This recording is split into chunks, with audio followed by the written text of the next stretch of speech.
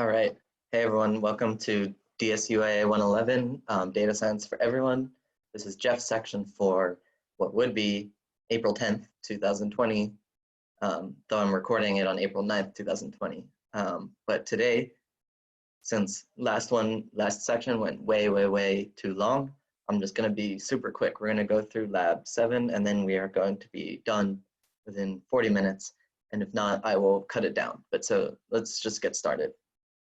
So we go over to our DSUA-111.rcnyu.org. And if we haven't spawned the server yet, we click the spawn button.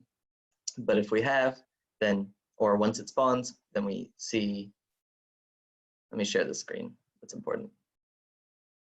So yes, we go to our rcnyu.org, let me just do it, DSUA-111.rcnyu.org, we click spawn server if we need to.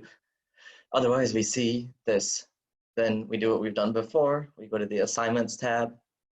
We see lab 7 on released assignments, and we click fetch.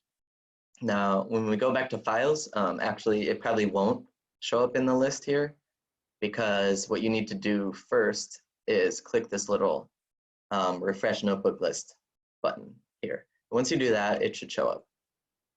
So yeah. Click lab 7 and then open the notebook. You'll see like there's this helper functions.py here. That's just there because we basically took code that we thought, you all, like we needed code to do stuff for the lab, but that you're not responsible for learning or knowing how it works. That's put into helper functions.py. So you can look in there to see, the functions, some of the code for the functions that you'll call in the lab, but not necessarily necessary to know it. So yeah, this lab is on kind of our first dive into like really talking a lot about causality, right? You see this big word here, cause. Yeah, if you're a social scientist, especially, but if you're anyone in general also, you should be very skeptical when you see like cause, right? Because the long story short about what we're doing in this class is we're learning statistical properties of associations between variables, right? So like pretty much anything you do in this class, the like correct thing to say is that, oh, we've found like an association of blank, with strength of certain strength between X and Y. You really like, without a ton of extra like methods and checks and like covariates that you can include in an experiment, you really shouldn't be concluding like, oh, X causes Y from it, yeah, you'll get that like hammered into your head over like a data science major and stuff, but yeah, it's good to know here because even though like the question that we're motivated by here is, do diet drinks cause weight gain? Really, like we are taking like a first step towards testing that causal claim, right? But really, we're doing like, is drinking diet drinks associated with weight gain for whatever reason? It may be causal, or it may be just like an accident. Like we've talked about in class, like there could be a third thing that's affecting both diet drinks and drinking of diet drinks and weight gain. So great. That's all normal. Here we just run the imports, right? So we import NumPy, pandas, all that. In case like you're curious, this line right here just says how big to make the figures. So like if your screen is really big and the graphs are coming out really small, you can like make this bigger, but to be honest, I wouldn't mess with it. So this just means like they will be 9 inches wide and 6 inches tall. But yeah, so we just run that to import. And importantly here, notice that we're importing helper functions, right? So even though all these other import statements are from like Python libraries that live somewhere on your computer, and you don't really know where, I don't really know where. Helper functions, like Python sees this and it is like, oh, that's kind of a special one because that's actually just another py file inside the same folder as this notebook, right? Otherwise, we'd have to like kind of like install it inside the Python internal folders, but you can always just like take functions that, or any code that you think is like messy or like you don't want to look at it, and you can just put it into a PY file and then import it using the name, right? So the name of the file is helper_functions.py, and then we just do import helper_functions without the PY. Cool. So we run that. Yeah. So we're basically looking at this. There's like a bunch of articles about whether artificial sweeteners in diet drinks like aspartame and sucralose could directly cause weight gain. So the like full background would just be that, like, you know, they created diet drinks, soda, like Diet Coke instead of Coke, because they wanted to put fewer calories, because it's like the central thing that we think causes weight gain is calories, especially calories that don't get like burned off. But the way that a lot of these sodas accomplish the no calories thing is they put artificial sweeteners in it, which don't have calories in them and yet still taste sweet. But now people are kind of skeptical as to like, oh, maybe these also cause weight gain. So that's the deal. Yeah, they tracked like 3,000 people in San Antonio, Texas over years and tracked their diet soda drinking, like drinking diet soda versus not diet soda, and their weight gain. Well, the change in the body mass index is that's the operationalization of weight gain. So yeah, what we're gonna do for doing science is to compare the change in weight for those who had no diet drinks to the change in weight for those who did have diet drinks. Cool. So the first thing we do here is kind of the first thing you do in any data science project, which is open the CSV file. You might get like Excel files, you know, like, which would be like .xls or .xlsx, or data files, which are like .dta. Actually, all of those can be opened just within pandas. For Excel, you type pd.read_Excel, and for stata files, you do read_stata. So just letting you know, like, take that away, that it doesn't have to be CSV format, but most of what we'll be working with in this class comes in CSV format. So we've got diet.csv, we load it, and then we call .head on it. That's like the immediate second thing you should always do at the beginning, so you can see what a row looks like and what the columns represent. In this case, ID, kind of uninteresting. It just is the ID of each person in the study. So it's like a number so that it's anonymized. And then typical diet drinks per week, and then BMI change. So pretty straightforward. We just want to see, like, do people who drink more diet drinks gain weight more or less than people who don't drink diet drinks, right? So first thing that implies is we want to split people into people who consume any diet drinks, people who consume no diet drinks. So we'll make a new column in our data frame that is true for people who drink at least one drink per week and false if they drink no drinks, right? So yeah, to do that, we're gonna have to convert this column, right? The problem with this column, well, like the problem for the sake of our study is that it has like too much information. We don't actually care like the number of diet drinks they drink per week for now. For now, we just wanna look at like, do they drink diet drinks or not? So the first question is to finish this function that we started for you called check non-zero, right? So def, meaning defining a function. It's called check non-zero, and it takes in a single variable called list of numbers, right? So even though in Python, as you learned, like you can't enforce that someone has to pass in a list, we put like list is in the variable name. So if you're using this function, you know that you should probably pass in a list. And then list for output, right? That's a separate list where we're going to convert this list of numbers into a list of Booleans, right? Where if the number in the original list was greater than 0, then the same slot in the Boolean list will be, if it was greater than 0, it would be true. And if it's false, it'll be false. if it's not greater than 0, so if it equals 0, sorry, it'll be false. So it says your code here, right? So it makes an empty list. That's what this is doing. And then it's saying, this is like a pattern you're going to see all the time. So empty list, and then wants you to fill it up, right? So yeah, the hint is to use a for loop, and that's the general way that we have learned to go through lists and like do something to each element of a list. So we write for, and then you remember the syntax is that the first thing we write is going to be like the current number. So current number is just going to be updated each loop iteration with the number that we're currently at in the list, right? So the first time around, current number will be equal to the first number in the list. Second time around, current number will be equal to the second thing in the list. So for current number in list of numbers. And then here's kind of the hard part is what do we do with each number in the list? Well, we can just compute greater than 0 equals current number greater than 0, right? So remember like that assignment statements like this with an equal sign, you kind of want to read them from right to left.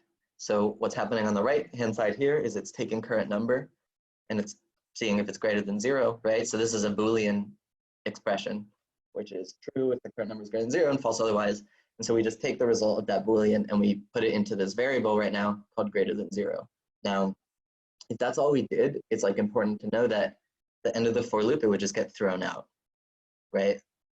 Like this wouldn't do any, it wouldn't make any changes. It would just be creating this variable called greater than 0, and then it would say, okay, cool, I made the variable, and then it would throw it out and go to the next one.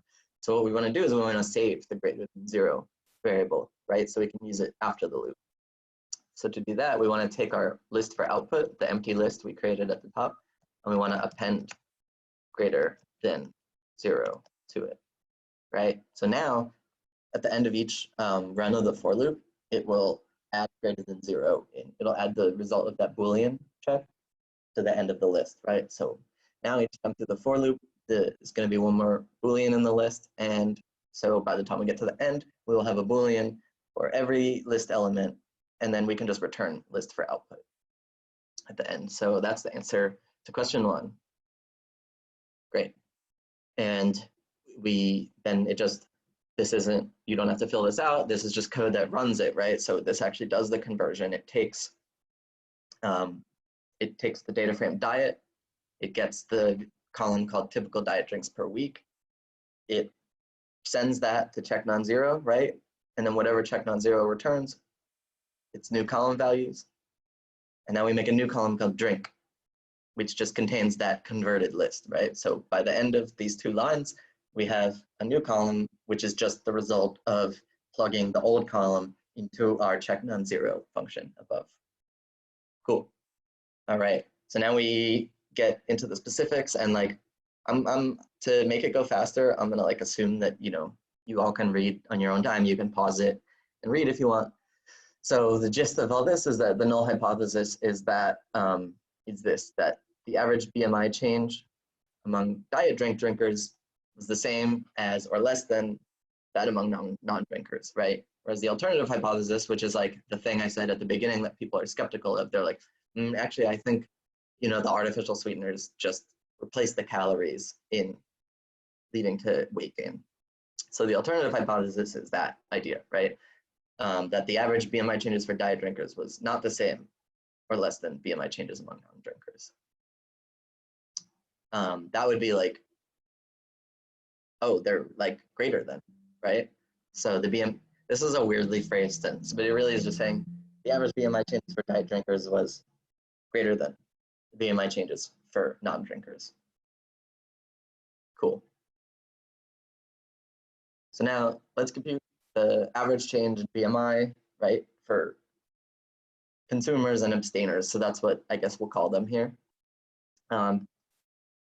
You just run this code, and it's kind of nice because what it does is it takes the BMI change column and then it groups it by the drink, right? So that you get group by is like, it's very confusing syntax to me, but like it's like a totally new like way of thinking about working with a data set.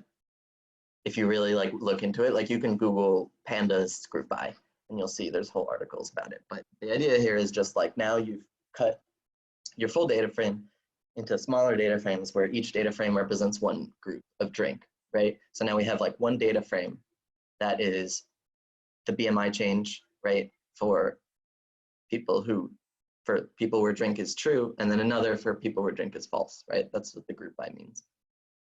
And then we're just taking the mean of those two data frames, right? So again, here, right here, that's our full data frame, but with just the BMI change column, right? So that's saying take BMI change column out of diet.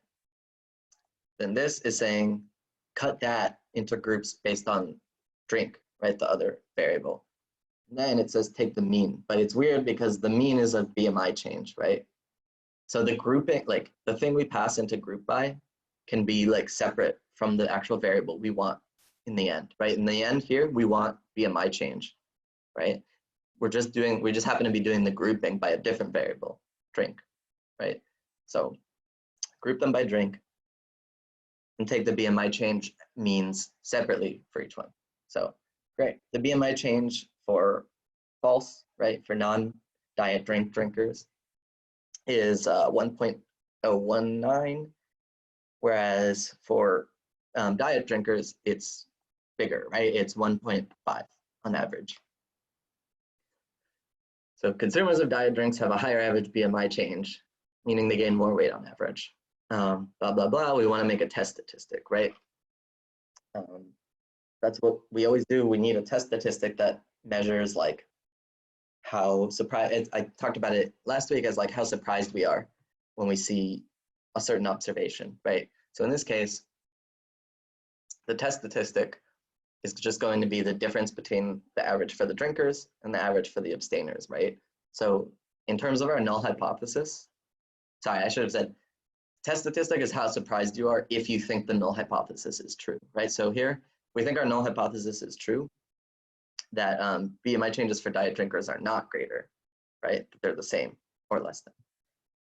So if we think that's true, how surprised are we if we actually see something where it's like, oh, but actually the BMI change for diet drinkers is greater, which is what we saw, right? So how surprised are we by that? Well, the measure here will just be like, how different was it? Like if it was like 0.001 difference, right? We're not that surprised. We're like, well, that could have just happened because of randomness or other factors. But if like the BMI changes for diet drinkers are like, 5 times the BMI changes for non-diet drinkers, then our test statistic value should be really high because we're like, oh, wow, I thought they wouldn't be different, but they actually, this observation shows that they are quite different. So that's what the test statistic is in general.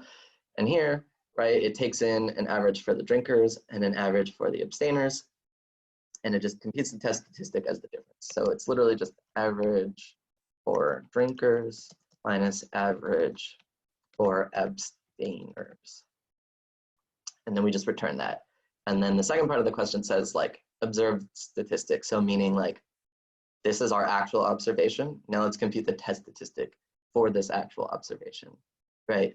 So this is like, the syntax here is a little tricky, but it's super, super important for your projects and stuff. So I'm gonna like, just follow me on this one as much as possible. But observed statistic is gonna be, you're gonna call my test statistic, right? But the average for drinkers, that is this number right here, right? So whereas the average for non-drinkers is this number right here. But so we need like a function that lets us get like an individual single value out of a data frame, right? This is a data frame where there's just 2 rows and 1 column, but it's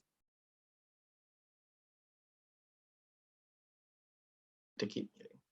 Okay, hopefully you can hear me. And so what we need to do, right, is we want the average for drinkers. That's the first argument that we need to give to my test statistic, right? So how do we get that? Well, in general, when you want to get something out of a data frame, in pandas, you want to look at like, what is the name of the row, which is just the bolded text of the row, and what is the name of the column, right? So the name of the row we want is true. It's a Boolean value true. And the name of the column is BMI change, right? So it's a string. So what we do is we take our original, we take this data frame called diet averages, so diet averages, and we say .loc, right? .loc you're going to use a ton. .loc is saying location. I want the value at this location, right? So then you have to tell it the location. And the way you tell it the location is by giving it the name of the row you want and then the name of the column you want, and it gets the cell that's in that row column. So in this case, the row is true, right, for drinkers. So we've given it the row name, and now the column name is just BMI change. Right? And that's actually it. If you, let me think of how to do this. So if you just did like diet averages .loc, true, and BMI change, right? You see it gives you 1.5044, which is exactly this value. So that's how you take a value, take a particular value at a particular row and a particular column out of a data frame. Cool. So now for the next argument, which is the average for abstainers, it's just the exact same thing, but we want the false row instead of the true row. So we do diet averages. Well, also if you're doing like a comma separated set, if you're sending arguments that are separated by commas in Python, it'll let you go to the next line, just so you know. So that's why this works. That I put a comma, and then I'm just gonna go to the next line to do this data diet averages .loc false BMI change. Cool. Like you can do it on one line like this, but I just don't like scrolling, so I just do that. But you can only do that like when there's a comma, right? I couldn't just like randomly do like that. That's not gonna work. It's not gonna know what you're doing. It has to be at like a specific break. So this line, or really these two lines, call my test statistic with the first thing being the average for drinkers and the second thing being the average for abstainers. And then as a last line, we can write observed statistic to see what it is. Okay, so the sort of number that we've come up with is 0.48, which was just the difference between the two BMIs. This number, like I said, it means surprise, but it doesn't have the, like how big it is doesn't have that much meaning on its own. How big it is really only comes into play when you simulate a bunch of null hypotheses, right? Like we saw last week, like if we assume the null hypothesis, all the test statistics we get when we simulate it are between like 0 and 5, but then we saw one that was like 20, right? In this case, we'll have to see what the test statistics are if we simulate the outcomes under the null hypothesis to see how like extreme or not extreme this 0.8 value is, right? So it's like test statistic only has meaning in comparison. It doesn't have a meaning on its own in terms of magnitude, right? So we're waiting to see what the meaning of that is. So yeah, we're going to use a simulation to study the value of the test for various groupings. That's the permutation test that you learn in lecture. What that means is like to really drill down to what it means is it's like the effect, right? If we actually think that drinking diet drinks like has an effect on BMI, that means like there should be something special about taking a group of people and splitting them into diet drinkers and non-diet drinkers. If you could just get that effect, right? If you could get that change in BMI like randomly by just randomly picking two groups of people, then what that's saying is kind of like there's nothing special about, you know, diet drinker as a split between two people. There's nothing special about it in terms of like weight gain, right? And so the way we test that, like put that idea into practice, is we say, okay, well, what if we just actually took all the people in our survey and then we just randomly chop them into groups, right? Don't chop the people, but split the full group into two subgroups, right? If we just did that randomly, how often would we get a difference that big, right? If like we never get a difference that big, and the difference that big only comes when we split on diet drinker, then that's like a good indication that diet drinker is like really central to explaining the BMI differences, right? Whereas otherwise it's like, oh, well, that could have just happened randomly if you randomly split people. So I don't think it's because of the diet drinking. So we have compartmentalized a lot of this question for you. That's what I was talking about with helper functions.py earlier, that we have stuck this simulation function into helper functions.py. And so I'm very scared that this is going to trip people up. So like pay close attention here. When we want to use, like when we wanted to use a pandas function, we always had to put pd dot before the function, right? And when we wanted to use a numpy function, we had to put np dot. Well, when you import a Python file like we did above, we didn't actually give it a nickname. We didn't say import helper functions as something. We just said import helper functions. So when you don't give it a nickname like that, you actually have to type the full name of the file before the function that you want to call from it. So in this case, we need to write out helper functions dot simulation, right? Now, just to like show you that this shouldn't surprise you that much, we could, right, if we wanted, we could go back up to the top. We could say import helper functions as HF. If we wrote that, then we could go back down here and just write like HF. Sorry, HF dot simulation, right? But we didn't give it a nickname like HF or HELP or anything like that. We just wrote import helper functions, which means to tell Python that we want to call a specific function from this file, we have to put the full name of the imported file in there. Cool. And so it says up here, simulation takes 3 inputs, right? It takes the data frame, which just has the data set. It has a function, it takes a function, right? That's a weird thing we learned, which is that you can like pass variables to functions, and you can manipulate variables, but you can also pass functions to other functions. It's kind of like, I kind of hate when like there's a big logical leap like that and no one points it out. So this is me pointing it out, that like we're jumping to the fact that we can just take like a function and treat it like a variable, right? Like in the same way that we can pass like 4 as an argument to simulation if we wanted, we can also pass this function that we made, my test statistic. We can pass that by its name to the simulation function. So cool. First argument, pandas data frame containing the data set, that's diet. The second argument, like I said, is my test statistic, right? So that's weird because diet is like a normal variable, it's a data frame, whereas my test statistic is actually a function that we defined up here. We can treat it like a variable for the sake of sending things to functions. Now the function like has that. Now the simulation function has our test statistic function, and it can call our test statistic function whenever it wants. Now it knows that's the function I want you to call. And the third argument is the number of trials in the simulation, and it says to run for 1,000 trials, so we put 1,000. Cool. And so after a little while, it shouldn't take that long. That was like 2 seconds. We have code here that you don't have to fill out that produces a histogram, right?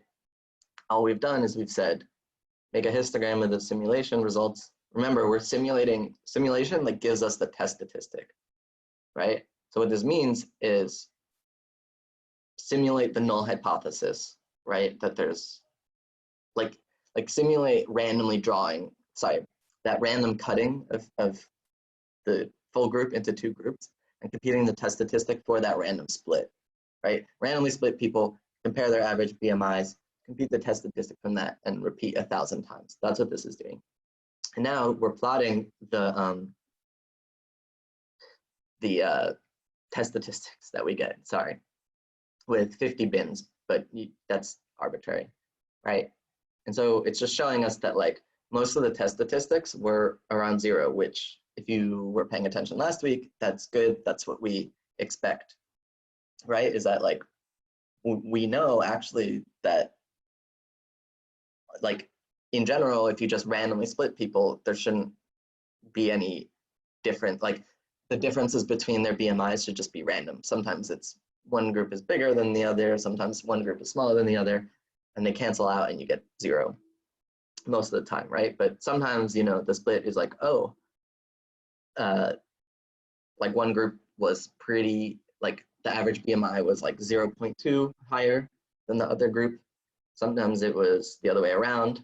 But the point being, like, this is every bar in this represents the number of times that a random split produced that test statistic, right? So most of the time. Oh, and it's densities. So doesn't, yeah, just think of the height as the number of times that you got that test statistic. But yeah, most of the time we're getting 0. Sometimes we're getting 0.2, sometimes we're getting negative 0.2, but this makes sense. This is the distribution that we'd expect from a test statistic, right? Because most observations are not surprising. And now remember how I was saying, like, we can't interpret the test statistic number that we got here until we see like the distribution of what test statistics look like? Well, now, like, we have an answer to that, which is we have this curve, and now we can put the test statistic on it. So here, this is question 3. We're kind of like hacking the scatter function, the plt.scatter function a bit, because we're like, we wanted to draw a scatter plot, but just like a scatter plot usually draws a bunch of dots representing each point you give it, but we only care about one point, right, which is the test statistic. So the plot.scatter, I'm just going to write test statistic, right? And then, yeah, just based on like how the syntax for scatter works, it needs an y value as well, right? So it's like, okay, I'll put the test statistic down on the x-axis. X-axis goes first. And then what do I put on the y-axis? And since we don't care, we just want to like put a point on the axis. We just make the y coordinate 0, right? And to make it stand out from the blue color of the graph, we'll just say color equals red. You can look up those arguments, but the point is test statistic is our x coordinate, right? We want to put the test statistic here on the x-axis, and the y coordinate is 0 because we don't need it like to go like up here or anything. It can just go down here. So when we run that, and then we do remember to do plt.show. What happened? Test statistic. Oh, I see. It's observed statistic. So I wrote that wrong. So it's not tested, it's observed statistic, right? That's the test statistic we estimated for our observed data. And we get a plot that is the same as the plot from before, but we have this red dot now, right? And so now we finally have like a sense for what that test statistic means. And it means like, oh, it's way out there. Actually, like none of the simulated trials, like where we randomly split people, the permutation tests, were even like that, like close to this test statistic value, right? This difference is like way bigger than we would expect under the null hypothesis. So yeah, before we would reject or fail to reject, even though I kind of gave it away by saying that, things usually won't be that clear cut, and we'll have to do these things where we like look at the p-value, right? We create a threshold of like how surprising is so surprising that actually we just, meaning how surprising, assuming the null is so surprising that we just say like, I don't think the null is true anymore. I reject the null hypothesis, right? So let's find the p-value and see if it meets that like cutoff, right? And so what we want to do is write a for loop that just, all that we're doing here is we are seeing how many times the test statistic from that we, how many times the simulated test statistics under the null are greater than our actually observed test statistic, right? So how many times did we randomly split people and get a higher test statistic than this red dot? So to do that, what we want to do is we already started the for loop here, and we want to do something with each entry, right? Each entry is a single test statistic. So what we want to do is we want to take the entry, right? And we want to see if it's greater than the observed statistic. Right, and that's a Boolean, so we want to store it somewhere. So I'll call it is greater, right? Is greater will be true if the entry, meaning the current value we're looking at in the set of simulation results, is greater than the observed statistic. And it'll be false otherwise. And then what we want to do is like, we're just counting the number of times it's greater, right? So if it is greater, so we check if it is greater. We could eliminate that. Maybe it would make, maybe for some people like this hurts your brain less, and that's fine. To just have like the Boolean directly in the if like that. So if current entry that we're looking at is greater than the observed statistic, then we want to just increase num greater by 1, right? So we say num greater equals num greater plus 1. This is where reading from the right is really important, because it's saying take the old num greater, right? Add 1 to it, and then store it back into num greater. So at the end of that, the new num greater will be one more than the old one. Cool. So we run it, and then we can see num greater at the end. Let's run it and see. So 0, right? None of the trials that we ran had produced a test statistic greater than this one, which was the test statistic for what we actually observed. Now, the p-value is literally just like one more step past what we just did, which is we want to divide num greater by the number of trials we ran, right? So we ran 1,000 trials. So the p-value is just like how many times was the simulated under the null test statistic greater than the actually observed test statistic, right? In this case, you take 0 and you divide it by 1,000 and you still get 0, right? So our p-value is literally 0. So if you reject or fail to reject your null hypothesis based on this p-value. Well, the point that I was making earlier is that, like, science journals and stuff have this cutoff usually that's 0.05. So here it's actually like 0, meaning a science journal usually accepts any result that's less than 0.05 p-value, and now we have a 0, which is way less than 0.05, meaning the difference is so great that we like strongly reject the null. We actually do think that there's a big difference in BMI between diet soda drinkers and non-drinkers. So the answer here is reject. We resoundingly reject the null hypothesis. Cool. And so this is the very last thing, and this is like quick. This is like, I'm just gonna basically leave you to think about it, which is, yeah, the study tracked a ton of pieces of information about each individual.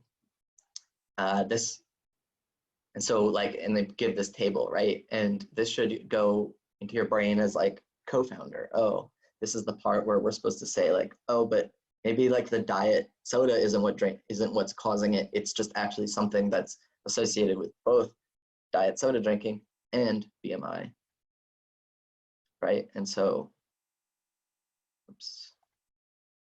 Yeah, someone comes up to you, this is the last question, someone comes up to you and says, people who drank diet drinks were much more likely to say they were dieting at the start of the observational period. So perhaps drinking diet drinks does not directly cause weight gain. Instead, the association we observed could be caused entirely by this confounding factor, right? So what they're talking about is this row right here, right? Let me get it like fully to view. Yeah. So it's actually, I mean, you can look at either of these rows, right? So at the beginning of the study, they asked people, are you currently dieting and are you currently exercising, right? And then there's this very strong difference here where it says people who don't use artificial sweeteners, very few of them are dieting, but people who do use artificial sweeteners are dieting, like 3 times more almost. And same with exercising, like almost the people in the study who use artificial sweeteners are like twice as many of them are exercising relative to the people in the study that did not use artificial sweeteners, right? And so this is like the perfect example of a potential confounder, right? Confounding variable. It's like there's actually a difference between the people in these two groups, right? They didn't get to randomly divide people between the two groups, right? It's an observational study, which is kind of weird because you could easily do a non-observational like experimental study. But anyway, it's an observational study. And they just, yeah, they didn't like, they're not split very well, right? There's actually like a relevant difference between the people who have a certain value for our independent variable. So this question is just for you to think about. low key, we're gonna just mark everyone right, because we're not like trying to drill you on this one. It's just so that you can, you know, notice that for any given study, like even though in the first 4 questions, it's like, wow, we resoundingly rejected the null hypothesis. While we really think that artificial sweeteners have an effect on weight gain. This is kind of like bringing us back down to earth and saying like, actually, we have to be extremely like dubious and careful and skeptical when we do these types of studies, that everything is working the way it should work in the scientific method, right? And in the scientific method, there should not be a relevant difference between the treatment and control groups, right? So to me, yeah, this huge difference between the treatment and control groups in terms of whether they were dieting or exercising when they started measuring, to me that is a confounder, which makes it so like, even though we resoundingly rejected the null hypothesis statistically, like thinking wise, I think it's actually more like, all right, well, we better learn some more fancy statistical methods that let us like eliminate and control for confounders, right? And that's what you'll learn coming up in the course, or just like in future data science applications is like, okay, well, now we know how to test like 2 variables, but the hard part in science is that there's all these confounders that could be messing up us measuring the relationship between these 2 variables. So yeah, to me, the answer is yes, it is valid. Time to learn fancier statistical methods that will let us control for confounders. Great. Good luck.